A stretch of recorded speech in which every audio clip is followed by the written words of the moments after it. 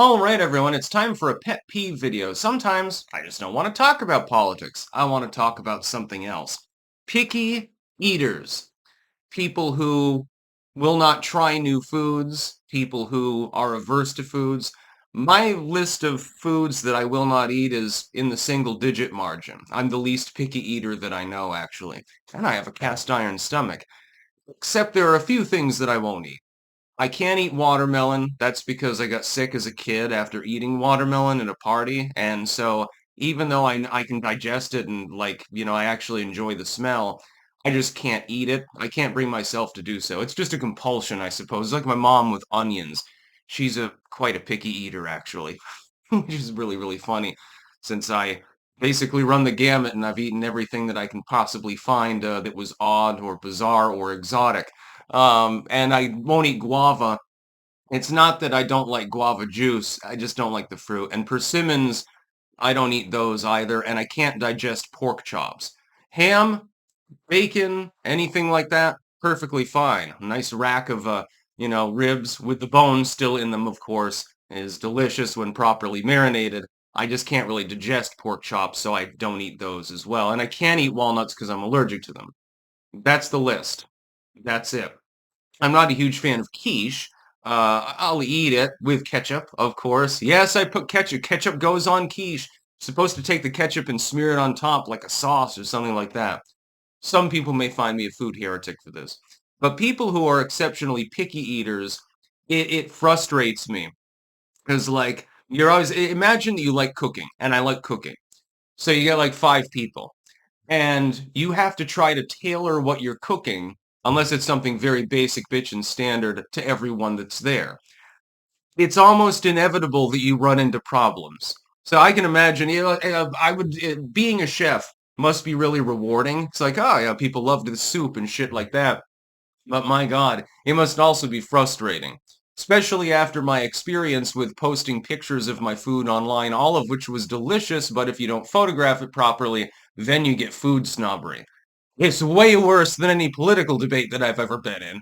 Politics is easy. E-drama is easy compared to fucking cooking. Food, for some reason, just divides people constantly. Oh, look at the pineapple on pizza argument or how you're supposed to cook your steak because everyone's got a different opinion about how to cook these things. And some people are just really, really picky in general. Like you'll have someone that will only eat like the vegan, non-GMO, open sourced, crypto based, foods and stuff like that. Or you'll get someone who's like really just into meat and cheese and breaded stuff. They eat basically burgers and fries all day and they won't eat their salad. By the way, I never understood an aversion to vegetables. Because again, other than the ones that I listed, I don't know, I don't think that there's any vegetable that I don't like, or at the very least tolerate. Some are better than others and depends on how you cook them. I am very glad, by the way, to announce that my daughter is anything but a picky eater. It's hysterical. One time, I cooked a chili, and I really, really spiced it up. Like, it was pretty hot. And I figured, oh shit, I made it a little bit too spicy. Maybe I should dilute this, actually, somehow. But turned out to be a real crowd pleaser because my daughter, who was then 2, loved it. I thought it would be too spicy for the average adult. She just, wolfs it down, actually. I believe that the best thing to do, by the way, when a child is being raised, they should be exposed to as many foods as possible. So yeah, there's no pickiness there. Basically, actually, I can't think of a food that she ever snubbed. Hmm. I don't think that there is one. Fan of chicken, by the way. This is something on which we differ. I am not a huge chicken fan.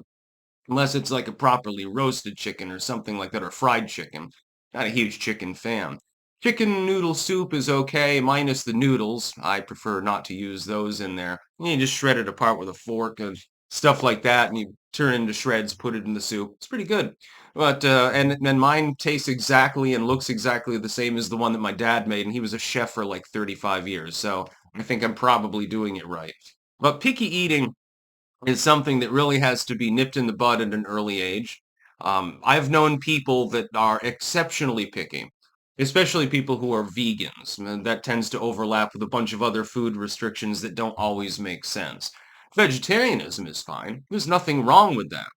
If you can use dairy and eggs and stuff like that to flavor the food and don't even need to use the meat in the dish, well, then just, have at it. Most of the dishes I cook are vegetarian, actually. Some of them are outright vegan. But I like a bit of meat, a nice good ribeye or something like that. And I'm not picky about food.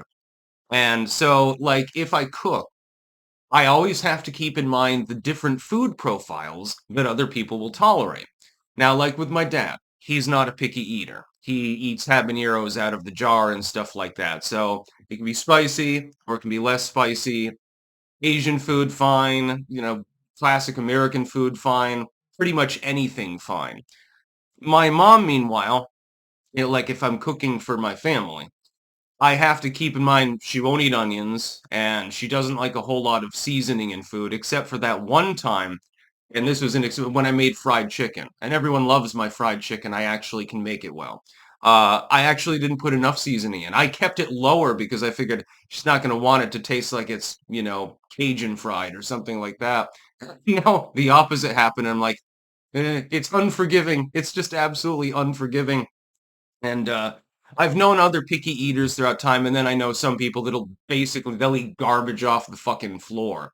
I tend to lean towards the latter category, and it always is frustrating when you meet someone you're like, I would really like to cook a meal for you, but I don't know, even if you tell me what you want to cook, you're pretty much designing the recipe for me. Well, then at some point I probably don't enjoy it. That's a little bit of a problem now, isn't it? It's funny. Yeah, let's put it this way. The spice rack in this house is completely fleshed out like it's a miniature grocery store. There's a reason for that. You make it blander, you make it more spicy. You can add all sorts of things. And then, Thanksgiving. Some people really, really like the turkey. People don't. Some people I eat the drumsticks usually. That's my favorite part of the turkey, but I'll eat any of it as long as it's cooked, holiday style. And yeah, various soups, all sorts of stuff. There's going to be carrots, and I'm going to be making my famous cranberry sauce. This is something on which I will admit to be slightly picky. I do not like the very, very sweet canned cranberry sauces. As a kid, because I had never made it myself, I enjoyed it. But then I discovered the joys of making your own cranberry sauce, and now I can make it like a boss. And I keep it on the tart side. So if you're looking for a sweet cranberry sauce, you're not going to find it here. Mine will be zesty and tangy more than anything else. A little bit of sweetness. You use orange juice for that, actually. Or orange zest and a mixture of other things. You can add sugar if you want, but whatever. I think that people should generally cook the way they want. I'm not a food snob. I have my own preferences, but I'm not going to snub, the canned cranberry sauce. I'll still eat it. It's still perfectly fine. It's just I make it differently.